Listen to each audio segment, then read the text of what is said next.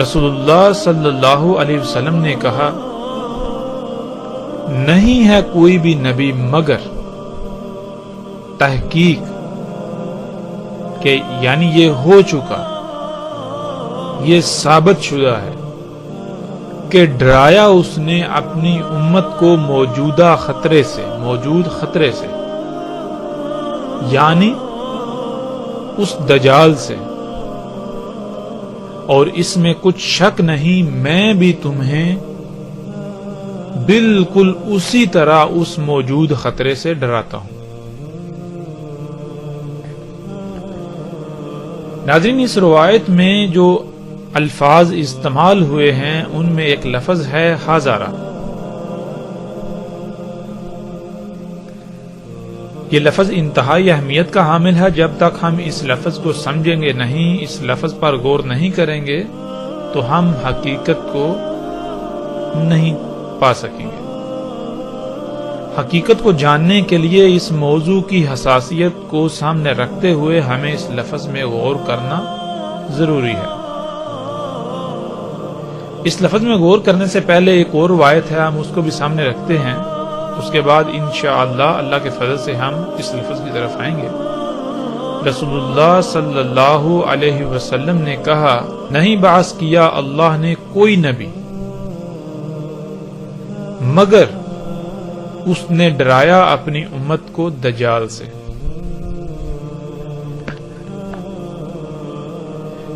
ان دونوں روایات میں ہم دیکھ سکتے ہیں، پہلی روایت میں لفظ حاضرہ استعمال ہوا ہے اور دوسری روایت میں لفظ انذر ناظرہ استعمال ہوا ہے۔ ناظرہ کہتے ہیں ایسا ممکنہ خطرہ جو قریب آ چکا ہے اس سے پہلے ہی متنبہ کر دینے کو، اور حاضرہ کہتے ہیں ایسا خطرہ جو موجود ہے، جو موجود خطرہ اس سے ڈرانا، جیسا کہ ہم اس لفظ کو قرآن سے بھی سمجھ لیتے ہیں، اور اس آیت میں ہم دیکھ سکتے ہیں اللہ سبحانہ و تعالیٰ کہتے ہیں، یا جیسے گہرے بادلوں کا طوفان آئے آسمان سے، اس میں ہوں اندھیرے اور زوردار گرج اور چمکتی بجلی، کر لیتے ہیں اپنی انگلیوں کو اپنے کانوں میں اس کڑک سے موت کے ڈر سے۔ تو عربی میں ہم دیکھ سکتے ہیں جو الفاظ استعمال ہوئے ہیں وہ ہے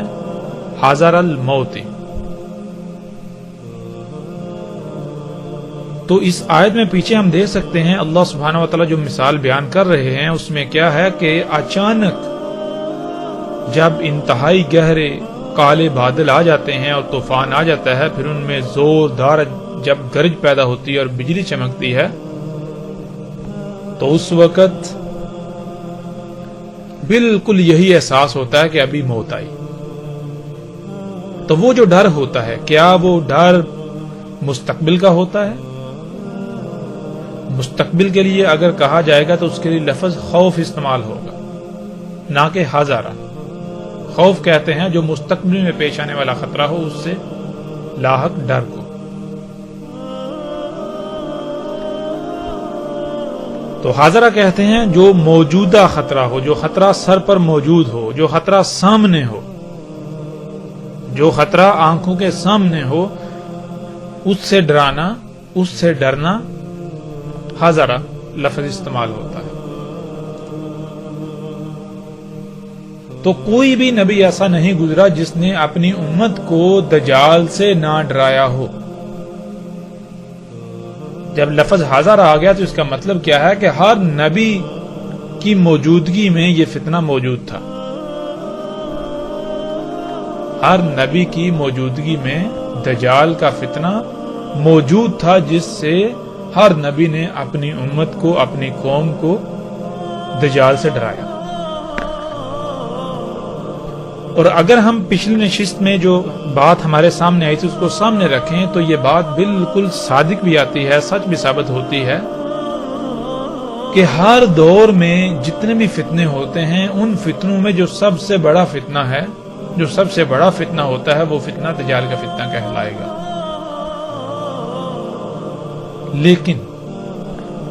وہ اس وقت کے لیے ہو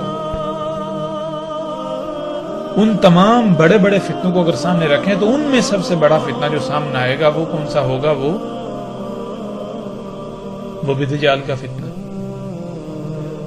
تو جس دجال کا رسول اللہ صلی اللہ علیہ وسلم ذکر کر رہے ہیں، اگر ہم نے اس کو سمجھنا ہے تو ہم آدم علیہ السلام کی تخلیق سے لے کر ساعت کے قیام تک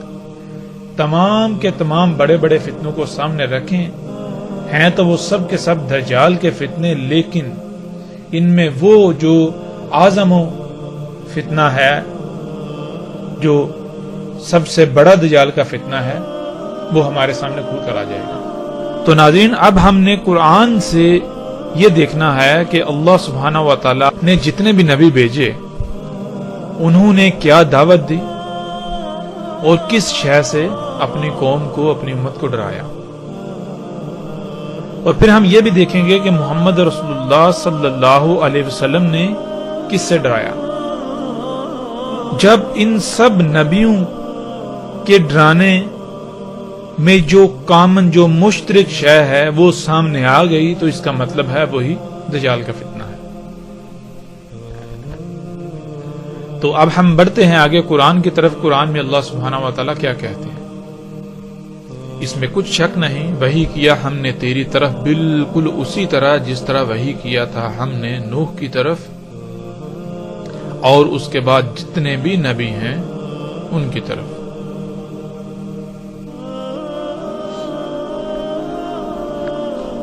اس آیت میں اللہ سبحانہ و تعالیٰ نے بالکل واضح کر دیا کہ جس طرح وحی نوح علیہ السلام اور ان کے بعد جتنے بھی نبی ہیں ان کی طرف کی گئی، بالکل اسی طرح تیری طرف وحی کی جا رہی ہے۔ تو پھر یہ کھل کر واضح ہو جائے گا کہ جو وحی نوح علیہ السلام اور ان کے بعد جتنے بھی نبی ہیں ان کی طرف کی گئی اور وہی محمد رسول اللہ صلی اللہ علیہ وسلم کی طرف کی گئی، اور اگر وہ وحی امت کو ڈرانا تھا، یعنی کہ ممکنہ پیش آنے والے خطرے سے پہلے ہی متنبع کر دینا تھا، تو وہ جو خطرہ ہے، وہ جو ممکنہ پیش آنے والا خطرہ ہے، وہی دجال کا فتنہ ہے، جس کے بارے میں رسول اللہ صلی اللہ علیہ وسلم نے کہا کہ کوئی نبی بھی ایسا نہیں، کوئی نبی نہیں ہوا مگر ہر نبی نے اپنی امت کو، اپنی قوم کو دجال کے فتنے سے نہ ڈرایا ہو، یعنی کہ ہر نبی نے اپنی قوم کو، اپنی امت کو دجال کے فتنے سے متنبع کر دیا۔ اور پھر میں بھی تمہیں بالکل اسی طرح اس پیش آنے والے ممکنہ خطرے سے متنبع کیے دیتا ہوں۔